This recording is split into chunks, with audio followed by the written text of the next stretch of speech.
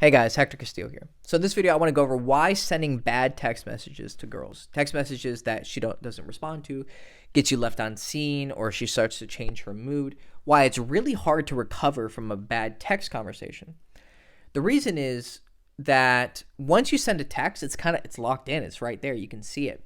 And you may not even get the chance to see her reaction to it for hours, right? When you're in person with a girl, if you say something stupid on a date or something awkward, or you say something offensive, or you can tell she's getting bored with the conversation, you can change the topic. You can explain yourself. You can apologize.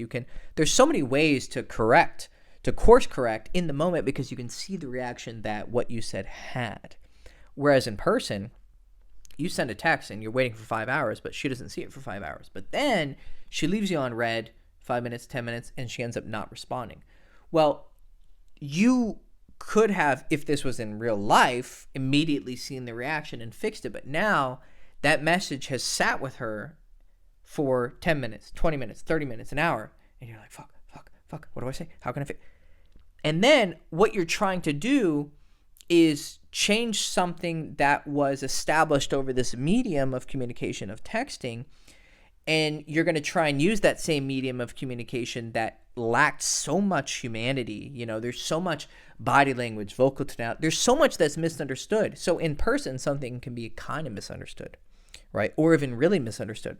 But then it can be really corrected with an opposite reaction. Whereas a text message can be super misunderstood, but because it's so misunderstood with such little context of just words on a screen, now you're going to be struggling to somehow fix that huge misinterpretation with something as also minor as a little text, right? You're kind of restrained and limited by the medium of communication.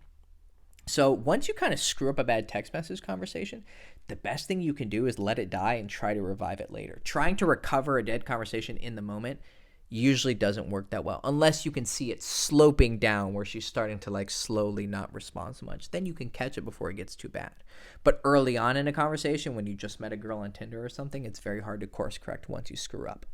So what's the answer?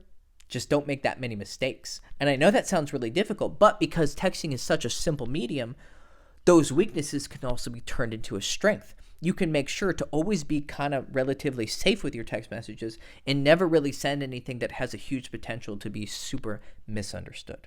If you want to learn how to do that, check out my book, What She Really Means, in my bio or my description, and I'll teach you everything about texting and how to almost never get left unread again.